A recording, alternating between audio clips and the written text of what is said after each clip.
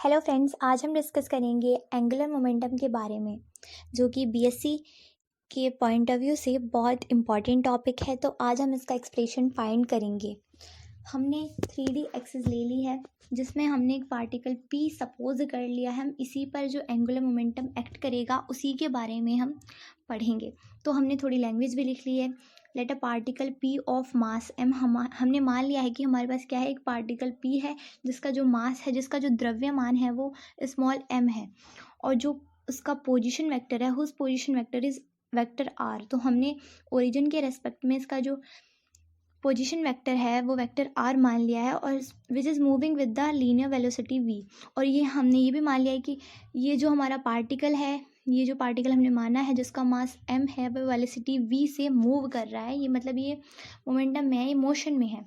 ठीक है, तो यहाँ से हम इजीली लिख सकते हैं एक फॉर्मूला कि इसका जो, अगर हम लीनियर मोमेंटम लिखना चाहें तो द लीनियर मोमेंटम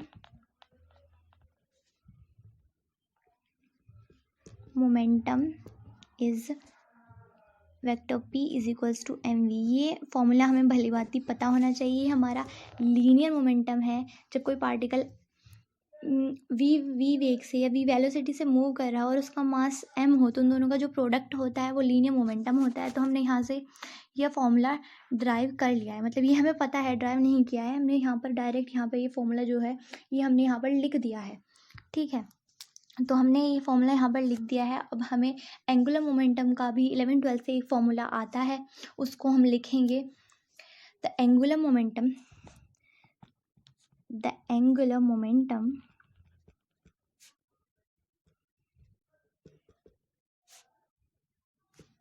जिसको हम कैपिटल J से डिनोट करेंगे।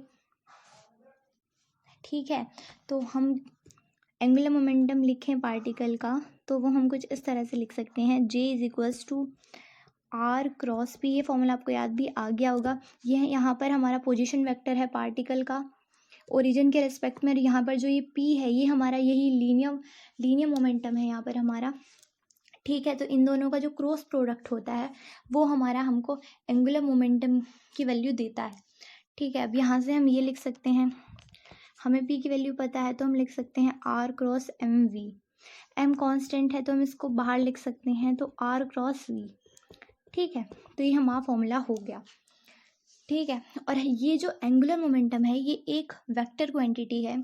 अगर हम इसकी डायरेक्शन देखना चाहें तो कुछ इस तरह से इसका जो होगा, हमारा संवेग होगा, जो हमारा लीनियर मोमेंटम होगा वो इस डायरेक्शन में, अगर ये सपोज वी वेलोसिटी से इस डायरेक्शन में मूव कर रहा है तो इसका जो लीनियर मोमेंटम होगा वो भी इसी डायरेक्शन में होगा, क्योंकि ये यहाँ पर देखें तो इसके डायरेक्टली प्रोपोर्शनल है, तो इसका जो लीनियर मोमेंटम होगा वो भी इसी डायरेक्शन में होगा। तो सपोज ऐसे लग रहा है, तो आर क्रॉस पी, फॉर्मूले से हम देखें आर क्रॉस पी, तो हम अपनी फिंगर रखेंगे आर की डायरेक्शन में।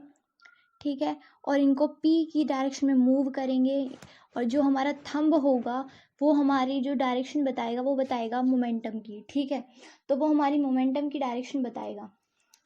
ठीक है, तो हमारा जो जे आ जाएगा वो जेड डायरेक्शन में आ जाएगा। जेड ऊपर की तरफ है, जो एक्स वाई है ये हमारे प्लेन में है, और ये तीनों एक्सिस क्या होती है, म्यूचुअली परपेंडिकुलर होती हैं आपस में।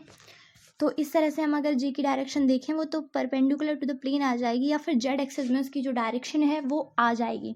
ठीक है, अब इसकी यूनिट की बात कर लें तो यूनिट इसकी होती है केजी मीटर स्क्वायर। ये केजी इसकी हो गई, मीटर स्क्वायर मीटर पर सेकंड होता है, क्योंकि ये तो इसकी जो यूनिट होती है वो होती है ये। और डायमेंशंस होते हैं इसके, डायमेंशन की बात करें तो डायमेंशन इसके होते हैं ml² t-1, which is also the dimension of Planck's constant.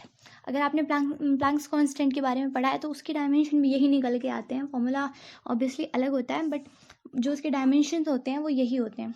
अब यहाँ से अगर हम इसको साइन थीटा की फॉर्म में लिखें तो हमारा फॉर्मूला बन जाएगा इस वाले को आर पी साइन थीटा।